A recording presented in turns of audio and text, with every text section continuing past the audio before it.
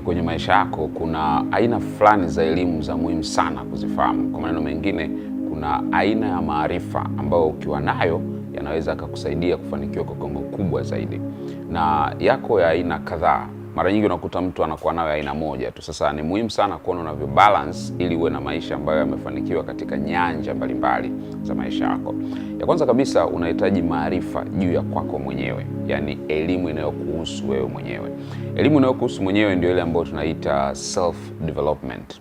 Self development inazungumzia kujitambua, kujielewa, kujifahamu. Unajua, huwezi ukahusiana na dunia na watu wengine kama we mwenyewe hujifahamu vizuri. Bahati mbaya sana, dunia imetufundisha kwanza kujua watu wengine na kujua vitu vingine kabla sisi wenyewe hatujajijua. Kwa hiyo elimu ya kujitambua mwenyewe au elimu ya kujifahamu we mwenyewe inahusiana na masuala msingi kama mimi ni nani, nimezaliwa kufanya nini, hivi ninaelekea wapi, mwelekeo wangu, nina uwezo wa namna gani ambao unaweza kunisaidia, ninawezaje kupanga malengo kwenye maisha yangu nikafanikiwa, nawezaje kujenga nidhamu binafsi ambayo ninahitaji kufanikiwa katika maisha yangu. Kwa hiyo ni lazima uwekeze katika hii aina ya elimu. Mtu yote yule ambaye wewe unamuona amefanikiwa kwa kiwango kubwa sana, amewekeza sana katika eneo hilo. Kwa bila kujali kiwango chako cha elimu ya darasani, unahitaji kujitambua. Dunia ina kitu kimoja, kama we mwenyewe hujijui, haiwezi kukufanya ujulikane pia kwa watu wengine.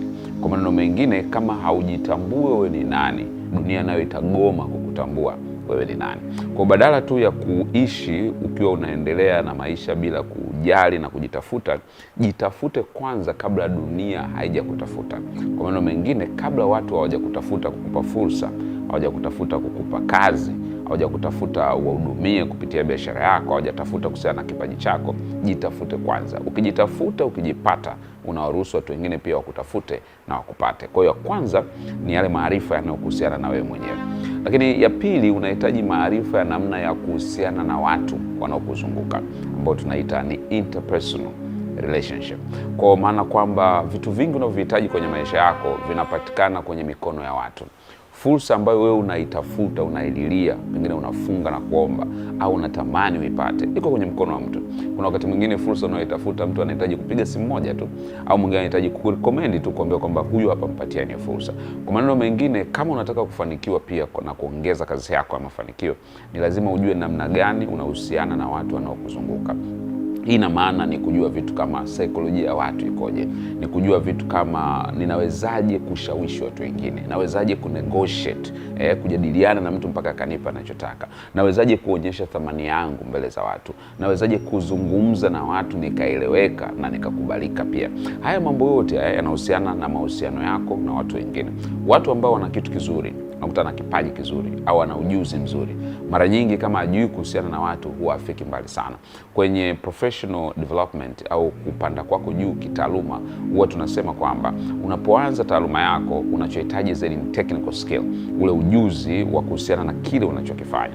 Lakini kadiri unavyopanda juu zaidi, utagundua unahitaji human skill au wengine wanaita human engineering, kwa mujibu wa nakala kwa mujibu wa nakala ambayo iliwahi kutolewa na Harvard Business School, kwa maana inaitwa human engineering. Na wanasema kwamba executives wengi walioko juu sana kwenye field zao, imegundulika 85% ya mafanikio yao yameshikiliwa na kitu kinaitwa human engineering, au kwa lugha rahisi ungesema mahusiano na watu. Alafu 15% ndio imeshikiliwa na technical skills zao, kwa sababu wako juu. Wanapoanza inakuwa ni tofauti. 85% itashikiliwa na technical skill, 15% itashikiliwa na mahusiano. Unavyopanda juu huwa inageuka. Ndio maana ukiangalia asilimia kubwa ya muda unaotumiwa na watu wenye nafasi za juu sana huwa unatumika kwenye mahusiano na mawasiliano na watu. Kwa maneno mengine, mtu yote ambaye atakuwa bora katika hilo eneo, mara nyingi anaweza kufanikiwa kwa haraka sana. Ndio maana ni muhimu uwekeze kwenye vitu kama namna ya kutatua migogoro, namna gani unahimili hisia hasi za wengine zinapokuja kwenye maisha yako. Kwa hiyo ni eneo la pili ambalo unatakiwa ulijue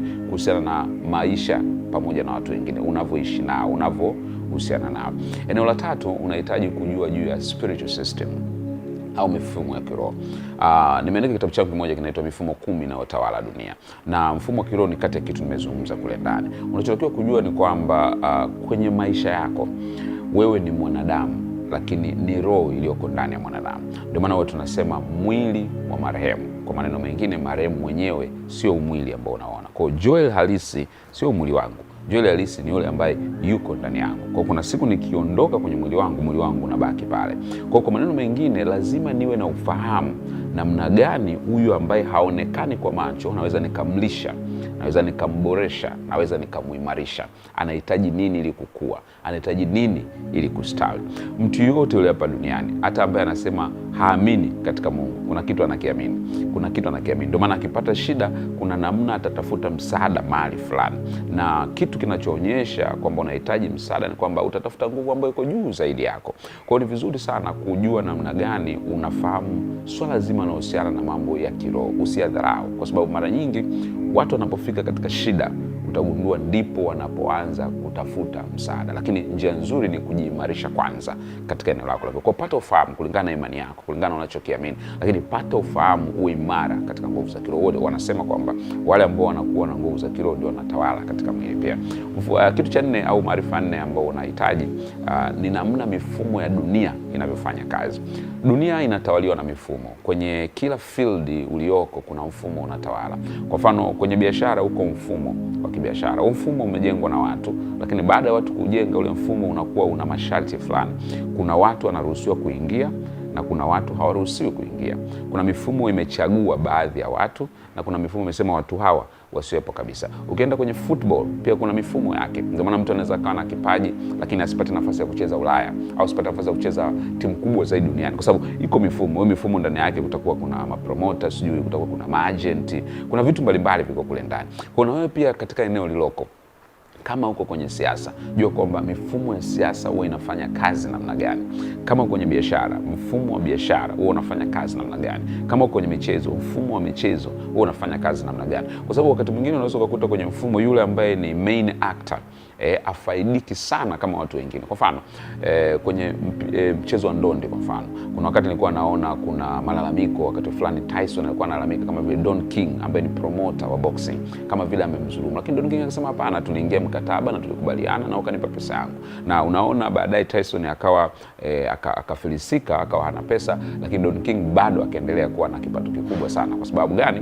Ingawa Tyson alikuwa anapigana na ndio anatoka jasho, lakini mfumo ulivyotengenezwa kuna mtu mwingine pia anafaidika nao. Ndio maana tunaangalia kwenye maagent wa mpira, kwenye mapromoter wa muziki na vitu vinavyofanana. Kwa hiyo ni vizuri sana kujua mfumo unaofanya kazi. Uko kwenye banking industry, jaribu kuangalia mfumo unafanyaje kazi. Uko kwenye politics, siasa, mfumo unafanyaje kazi. Uko kwenye mfumo wa elimu, angalia mfumo unaofanya. Kwa hiyo ni vizuri sana kustadi mfumo, kwa sababu kadiri unavyojua mfumo ndio unajua fursa za kimfumo zinazoambatana. Cha muhimu cha kujua ni kwamba kwenye kila mfumo kuna watu wanaitwa gatekeepers, watu ambao wameshikilia uwezo wa watu kuingia na kutoka kwenye mfumo. Kwa hiyo ni vizuri kuwajua hao watu na kujua unavyohusiana nao, lakini cha msingi zaidi ni vizuri hao watu wakujue. Kwa utafanya nini ili gatekeeper kwenye eneo langu anifahamu.